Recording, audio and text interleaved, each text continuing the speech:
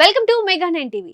పల్నాడు జిల్లా వినుకొండ నియోజకవర్గం ఈపూరు మండలం వనికుంట గ్రామంలో ప్రభుత్వ మోడల్ స్కూల్ ప్రాంగణంలో బాలికల వసతి గృహానికి ప్రభుత్వ చీఫ్ విప్ జీవి ఆంజనేయులు శంకుస్థాపన చేశారు. ఈ సందర్భంగా జీవి మాట్లాడుతూ బాలిక విద్యకు ప్రభుత్వం అత్యంత ప్రాధాన్యత ఇస్తుందని తెలిపారు.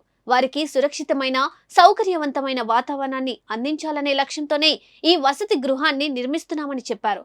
ఇది బాలికలు చదువుపై మరింతగా దృష్టి సారించడానికి తోడ్పడుతుందని ఆయన ఆశాభావం వ్యక్తం చేశారు.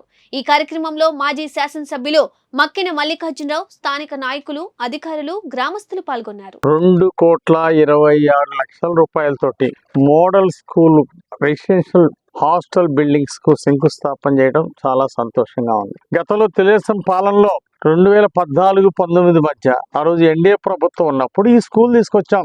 మోడల్ స్కూల్స్ అన్ని చాలా చోట్ల మోడల్ స్కూల్స్ బిల్డింగ్ కట్టాం, గ్రాంట్ తీసుకొచ్చాం బిల్డింగ్ కి. తెలుగుదేశం పాలనలో 2018 ఎండింగ్ లో గ్రాంట్ తీసుకొచ్చాం. పనులు ప్రారంభించే టైంలో మళ్ళీ గవర్నమెంట్ మారింది. 2019లో గవర్నమెంట్ మారింది. 5 సంవత్సరాలు గత ప్రభుత్వం ఏం చేసింది? కనీసం తెలుగుదేశం పాలనలో గ్రాంట్ ఇస్తే ఆ గ్రాంట్ తో నిర్మాణం పూర్తి చేయలేనటువంటి దుస్థితి. 2019లో మేము గ్రాంట్ తీసుకొస్తే ప్రభుత్వం మారిన తర్వాత 5 సంవత్సరాలు కనీసం బిల్డింగులు కట్టలేని పరిస్థితి. ఈ స్కూల్ మోడల్ స్కూల్ ముందుకు తీసుకెళ్లేని పరిస్థితి. మా టైంలో 2014-19 మధ్య ఏ బిల్డింగ్ లేదా పూర్తి చేశామో మోడల్ స్కూల్స్, ఆ బిల్డింగ్లన్నీ పూర్తయినాయి. ఏదైతే 2019లో ఆగిపోయిందో అది 5 సంవత్సరాలు వైసీపీ పాలనలో ఒక్క అడుగు కూడా ముందుకు పోలేదు. ఒక రూమ్ కంప్లీట్ కాల, క్లాసులు జరగల.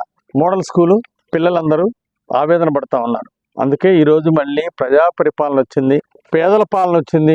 విద్య, వైద్యం ఈరోజు ఎన్డీఏ ప్రభుత్వంలో ప్రధాన ఎజెండా. పేదలందరికీ మంచి వైద్యం ఇవ్వాలి, పేద విద్యార్థులకి అందరికీ మంచి గొప్ప ఎడ్యుకేషన్ ఇవ్వాలనేది ఈరోజు ప్రభుత్వం యొక్క లక్ష్యం. ఆ దిశగా ముందుకెళ్తున్నాం. కస్తూరిబాయి జూనియర్ కళాశాలకు 1,40,00,000 తీసుకొచ్చాం నిధులు. కంప్యూటర్ ల్యాబ్ కి 45 లక్షలు. మరి ఇక్కడ ఉన్న మోడల్ స్కూల్ కి 2,26,00,000. ఇప్పుడు గ్రాంట్లు తీసుకొచ్చాం, పనులు ప్రారంభించాం. మరో 11 నెలల్లో పనులన్నీ పూర్తి చేసి బ్రహ్మాండంగా ఇక్కడ పిల్లలు సంతోషంగా ఉండే విధంగా దీన్ని ఇక్కడ తీర్చిదిద్దుతాం. మేము చాలా గర్వపడుతున్నాం. చంద్రబాబు గారి పాలనలో ప్రజల ఆశీస్సులతో ఎమ్మెల్యేగా ఉండటం, ఈరోజు ప్రభుత్వ చీఫ్ విప్ గా ఉండటం పూర్వజన్మ సుకృతంగా నేను భావిస్తున్నా. ప్రజల యొక్క ఆశీస్సులు. అందువల్ల ఈరోజు ఇన్ని నిధులు వస్తున్నందుకు మళ్ళీ మా టైంలో స్కూల్స్ కంప్లీట్ అవుతూ, హాస్టల్స్ కంప్లీట్ అవుతూ అభివృద్ధి ముందుకెళ్తుంటే మాకెంతో ఆనందం. 5 సంవత్సరాలు కాలువలు పట్టించుకోలేదు. కనీసం సిల్డ్ తీసిన పాపాన్ని పోలా, నాచు బీకిన పాపాన్ని పోలా. ఏం చేశారా రైతులకు? మీరు 5 సంవత్సరాలు ఎందుకు చేయలేకపోయారు? రైతులు గుర్తు రాలేదు, రైతులకు గిట్టుబాటు ధర ఇవ్వలేదు. కనీసం వాళ్ళకి పొలాలకి నీళ్లు వెళ్ళడానికి కాలువలు కూడా సిల్ట్ కూడా తీలా, నాచు బీకలేదు. అది 5 సంవత్సరాల వైసీపీ దుర్మార్గ పాలన.